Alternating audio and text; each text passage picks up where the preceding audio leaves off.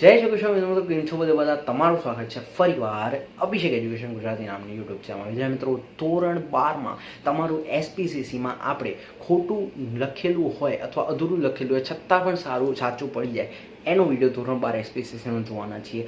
તમારે પહેલાં paper presentation બહુ ઇમ્પોર્ટન્ટ રહેશે, ખાસ કરીને એસપી જેવા સબ્જેક્ટમાં જેમાં થિયરી અને પ્રેક્ટિકલ એટલે કે પત્રો બંને આવતા હોય છે, તો એ જોઈ લેવાનું. નહીં તો આ સિરીઝ કામની નથી. બીજી વસ્તુ, આપણે કોઈ શિક્ષકનું અપમાન કરવા ઈચ્છતા નથી, બરાબર છે? આપણે ખાલી એક શિક્ષક પછી છે પહેલાં માણસ છે એવું વિચારીને આપણે એમની સાયકોલોજી ઉપર જે છે કેટલાક ટોપિક્સ બનાવેલા છે કે જેમાં તમે એક સાયકોલોજીના હિસાબે તમે એવું કહી શકો કે ભાઈ જે છે આપણે શિક્ષક જે છે કેટલીક વાર ખોટું હોય છતાં પણ એમનું ધ્યાન ન હોય ને નીકળી જાય, રાઈટ? તો એ વસ્તુ પર ફોકસ કરીને આ વિડીયો બનાવેલ છે. તો ચાલો ઓકે, સો લેટ્સ ડિસ્કસ એસપીસીસીનો. આપણે બોલો સુધારવાવાળી આખી સિરીઝમાં એસપીસીસીનું જોઈશું કે કઈ રીતે તમારું જો ભૂલ આપેલી હોય અને જે છે તમે અધૂરું લખ્યું હોય, બરાબર છે, તો પણ તમને સાચું આપશે. આ થિયરી સબ્જેક્ટ છે તો વધારે તમને ખબર પડશે, બરાબર છે? ચાલો જોઈએ કે શું છે.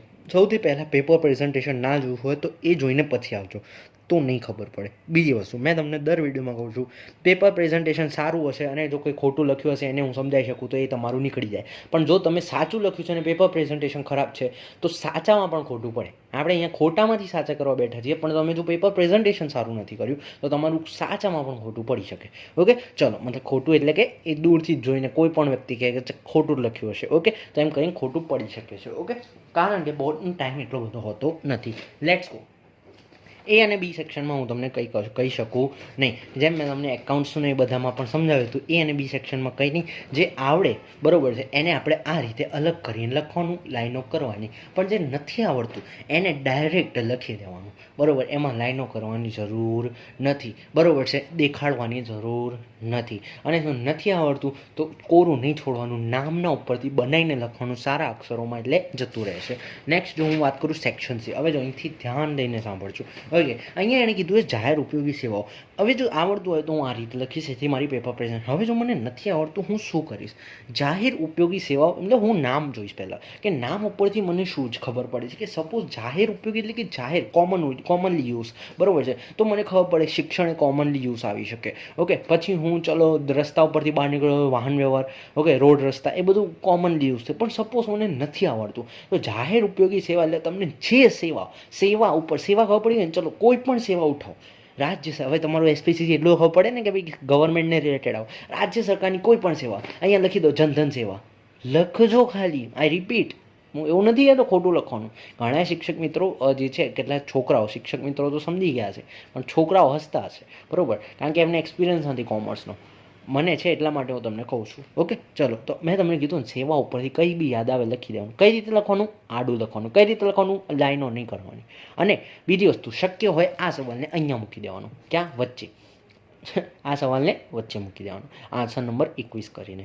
જે સવાલ, એક ટ્રીક બીજી, જે સવાલ તમને નથી આવડતો, જે મેં તમને આગળ પણ કીધું છે અન્ય સબ્જેક્ટ્સમાં, જે સવાલ તમને નથી આવડતો એ સવાલને વચ્ચે મૂકી દો. પણ એ વિભાગમાં જ આવવો જોઈએ, આ તમને ખબર હોવી જોઈએ. દરેક સેક્શનનો આ સેક્શન સી ટાઇટલ માર્યું એન્ડ આ બધા સવાલ આની અંદર જ આવવો જોઈએ જ્યાં સુધી આ પૂરું ના થાય. જ્યારે તમે સેક્શન ડી ટાઇટલ મારી દીધું એટલે તમારું સેક્શન સી ગયું, હવે પૂરું. ઓકે, ચલો, આ તો તમને ખબર હશે જ. ઓકે, ચલો, તો જે નથી આવડતું એને વચ્ચે મૂકી દો. ઓકે, હવે જે આવડે છે એને તમે લખતા ગયા, એ શરૂઆતમાં લખ્યું. જે નથી આવડતું એને તમને વચ્ચે લખવાનું છે. શક્ય હોય તો આ રીતે લખવાનું, અને જો નથી આવડતું તો આ રીતે લખવાનું નહીં. સિમ્પલ. સૌથી પહેલાં સૌથી વધારે માર્ક્સ તમારા એસપીમાં આમાં જ મળશે.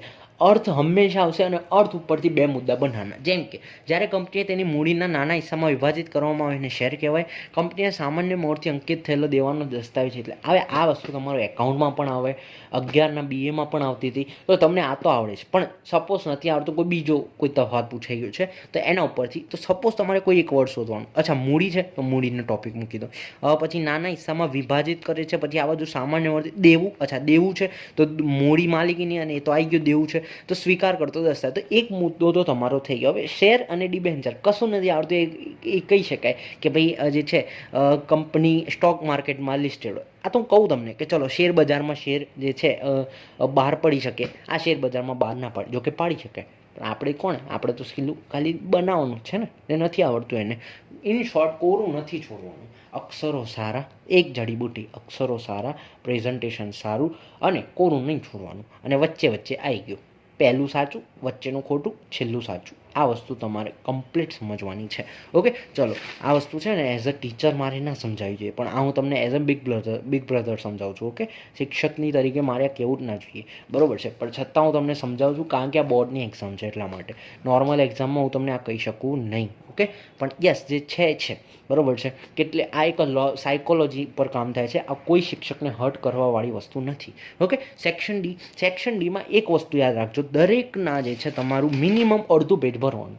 આઈ રિપીટ, કોઈ પણ થિયરી સબ્જેક્ટ મિનિમમ સેક્શન ડીમાં અડધું પેજ ભરાવવું જોઈએ. અડધું પેજ મિનિમમ કહું છું, મેક્સિમમ તમારે જે છે 1 થી 1.5 પેજ, એનાથી ઉપર પેપર નહીં પતે તમારું. બરાબર છે. ઓકે, બીજી વસ્તુ, ભલે ને એમણે ચોપડીવાળાએ ફકરામાં આપ્યું છે, આપણે આ રીતે જ લખવાનું. કેમ?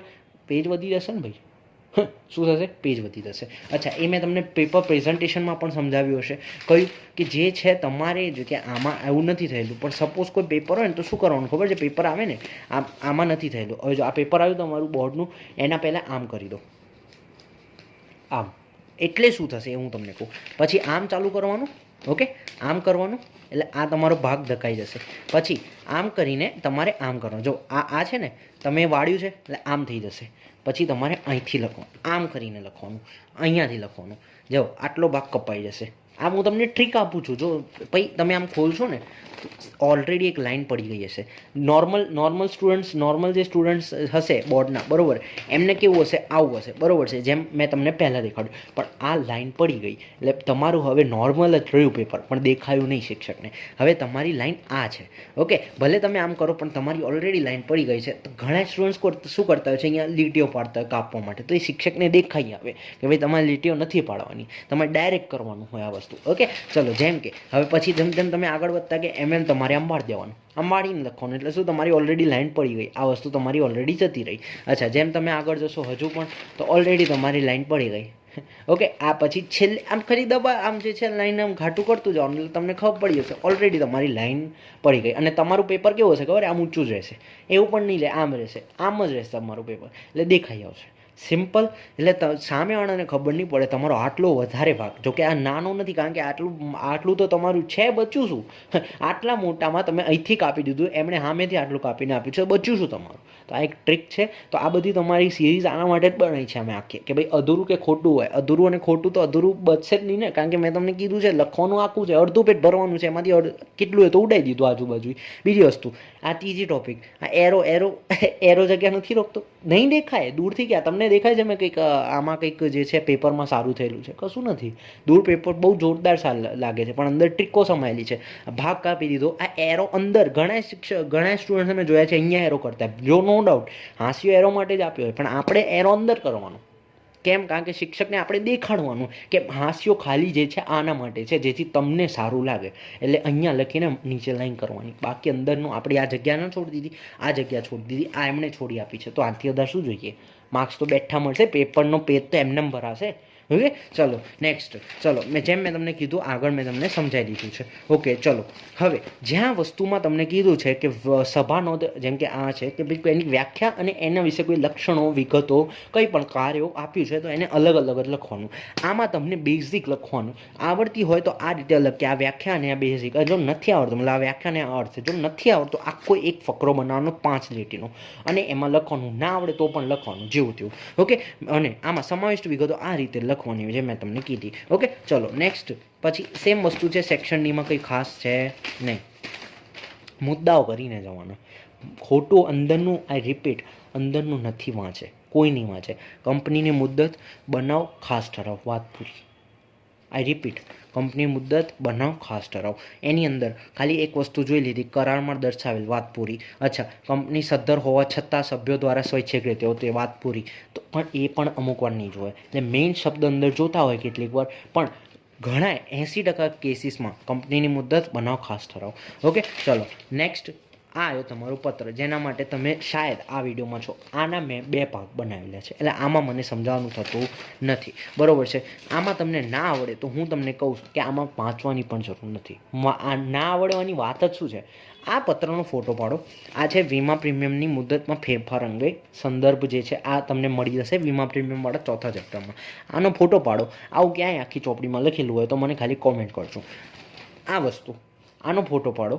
આવો ફકરો જે છે તમને આખી ચોપડીમાં દેખાય, જે છે ક્લાર્ક પોસ્ટમાંથી મેનેજરની પોસ્ટમાં જે બઢતીવાળો છે. ઓકે, તો આવું કંઈક દેખાય તો મને ખાલી કમેન્ટ કરજો અને ટેલિગ્રામ પર ફોટો મોકલજો કે ભાઈ સર આ તમે જે મોકલ્યો છે ને એ બેઠું બુકમાં લખેલું છે. હશે જ નહીં ને, પૂરો વિશ્વાસ છે. ઓકે, આ છે પહેલા જ ચેપ્ટરમાં મળી જશે એટીએમ કાર્ડ જે છે મેળવવા અંગે પત્ર. આ તમને બેઠી લીટીઓ જે છે કોઈ ગોખીને આ પેપર લખાયેલું હોય તો મને કહેજો, કારણ કે ગોખીને વસ્તુ હોય ને તો આ રીતે લખાય જ નહીં. એટલે આપણે પત્રો તો ગોખવાના થતા જ નહીં. આમાં ખાલી દૂરથી સારું કોઈ નહીં વાંચે અંદરનું. આઈ રિપીટ, ભાગ 1 સર્ચ કરો, સ્ટાન્ડર્ડ 12 પત્ર format part 1 by Abhishek education Gujarati, standard 12 પત્ર format part 2 by Abhishek education Gujarati, જેમાં મેં તમને IMPs પણ આપ્યા છે. ઓકે, તો આ તો યાદ કરવાનું થતું નથી.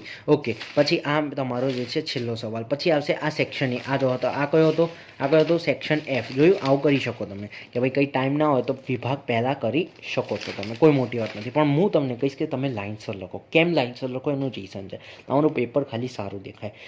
એવું નથી હોતું કે ભાઈ જે છે આના કારણે પેપર ખરાબ, પણ લાઇનસર લખો જેથી શિક્ષકને જે છે સારી ઇઝી પડે. સમજો તમે, કારણ કે સેક્શન E વાળા જ્યારે ચેક કરશે, બરોબર છે, તો એ પહેલાં જોશે અરે સેક્શને ફેડો પાછળ થોડા.